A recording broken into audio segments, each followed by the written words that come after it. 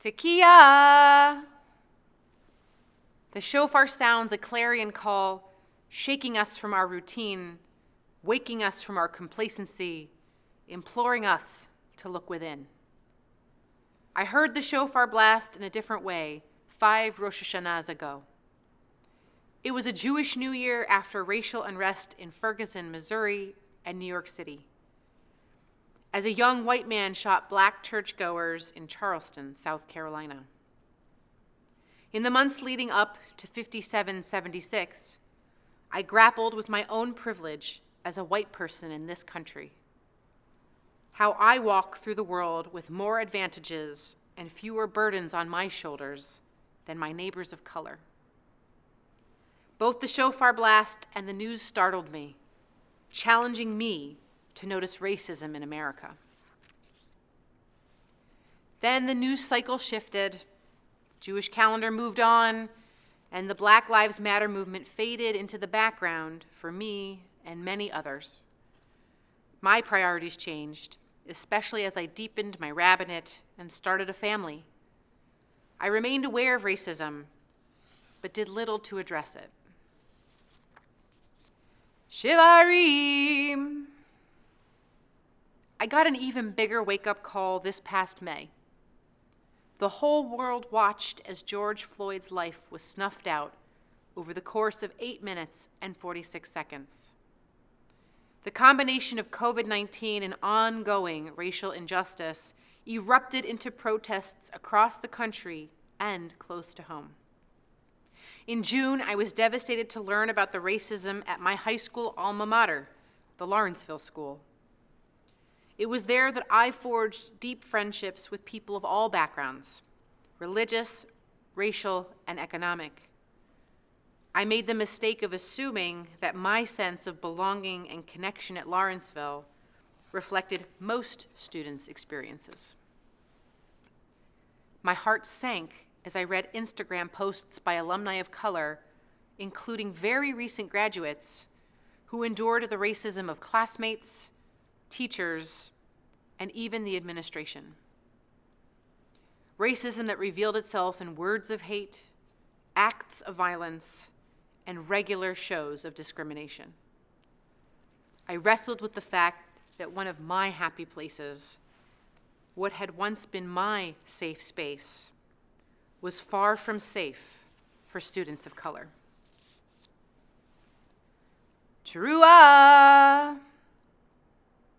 Like the shofar blast, which touches my heart and soul, the racial unrest of the past 4 months has shaken me to my core.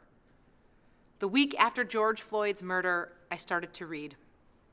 I wanted to understand how, in the year 2020, we are still using racial slurs, still imprisoning people of color in disproportionate numbers, and still relegating people of color to neighborhoods with less access to education and upward mobility. I started with the book White Fragility, written by the white author Robin DiAngelo for white readers.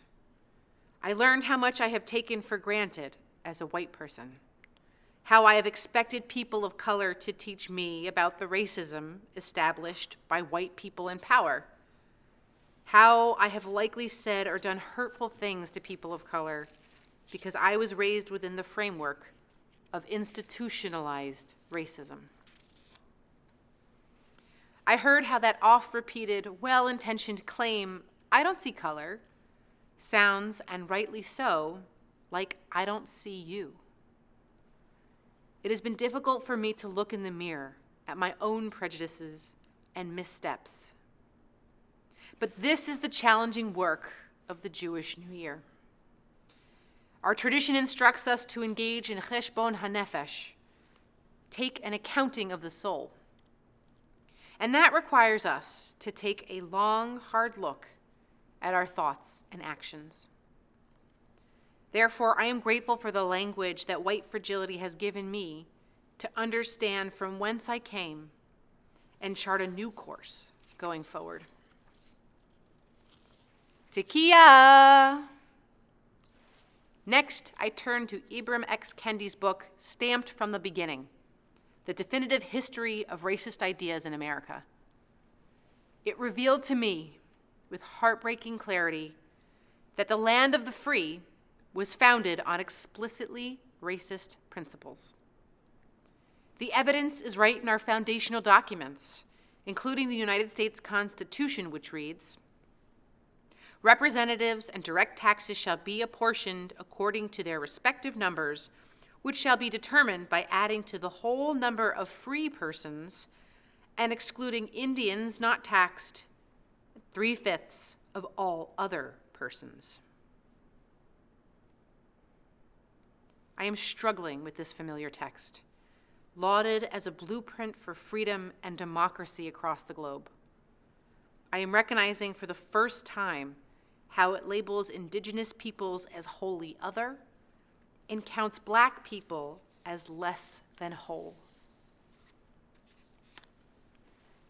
As a Reformed Jew, I was raised on the social justice messages of the prophets of the Bible. Every Yom Kippur, I heard the words of Isaiah describe the true fast God desires of us: to break the bonds of injustice and remove the heavy yoke, to let the oppressed go free and release all those enslaved, to share your bread with the hungry, and to take the homeless poor into your home. In Torah study, we learned from the story of Cain and Abel that we are our brothers and sisters' keepers, obligating us to care for our fellow human beings, irrespective of the color of their skin. I was taught the most repeated commandment in the Torah is to love the stranger as yourself, for we were strangers in the land of Egypt.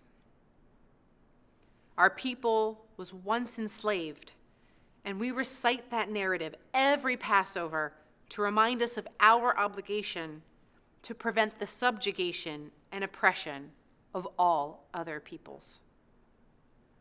When each of us stood at the foot of Mount Sinai and received Torah, we agreed to do and to understand God's teachings, including justice, you shall pursue, and do not stand idly by the blood of your neighbor.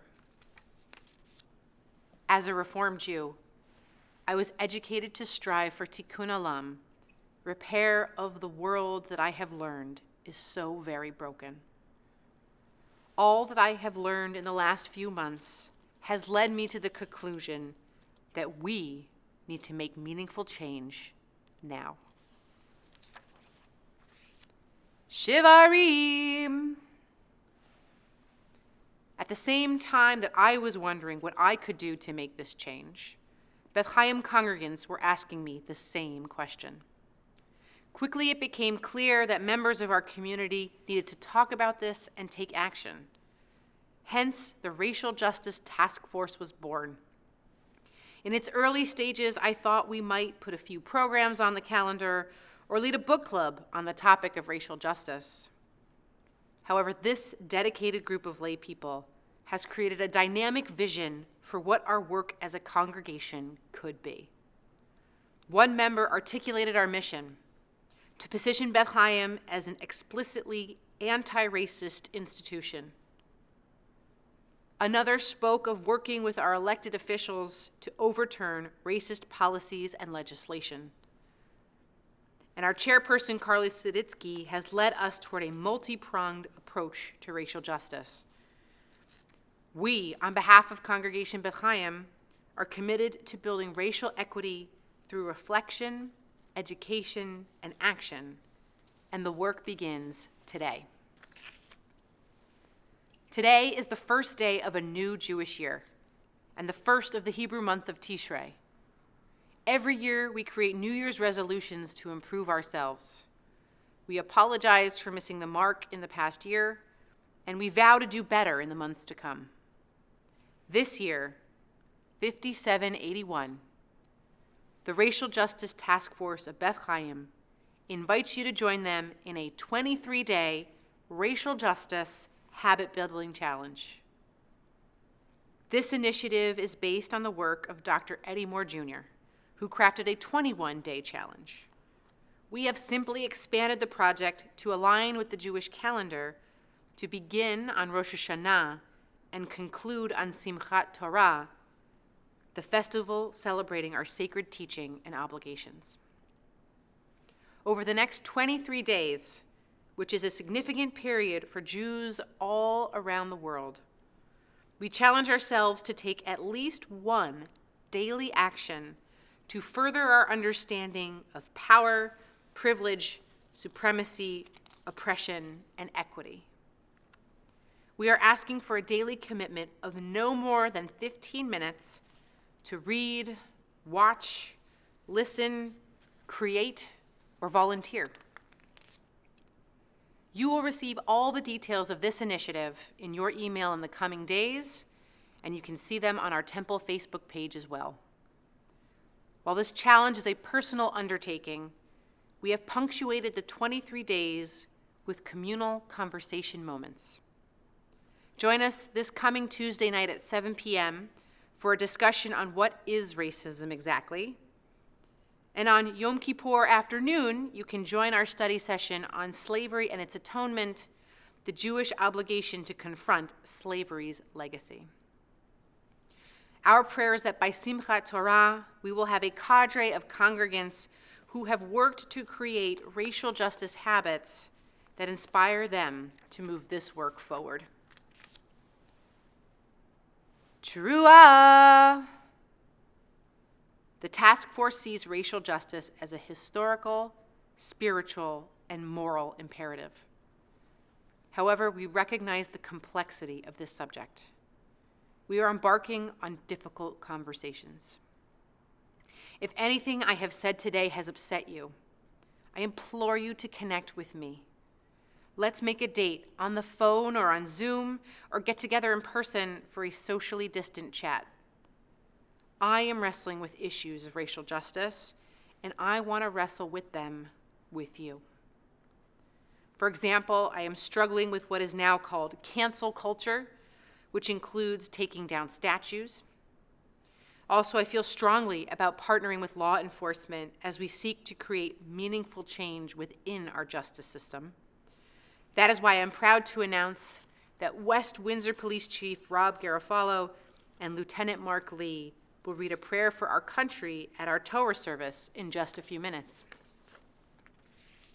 Furthermore, we need to have an open discussion about anti-Semitism within the Black community. Only if we engage in meaningful dialogue with our neighbors of color will we be able to eradicate hate and prejudice of all kinds. As we will hear from the prophet Isaiah in 10 days' time, cry from the depth, says God. Do not hold back. Lift up your voice like the shofar. Join me in giving voice to the racial injustice and inequities in our nation and our own struggles in disrupting the status quo. Every voice matters, and we want to hear yours. I will conclude with the words of Lao Tzu, an ancient Chinese philosopher and reputed founder of Taoism. While Tzu comes from a different spiritual tradition than we do, I find inspiration in his teaching as we embark on this new year, 5781, and on our 23-day racial justice habit-building challenge. Watch your thoughts, they become words.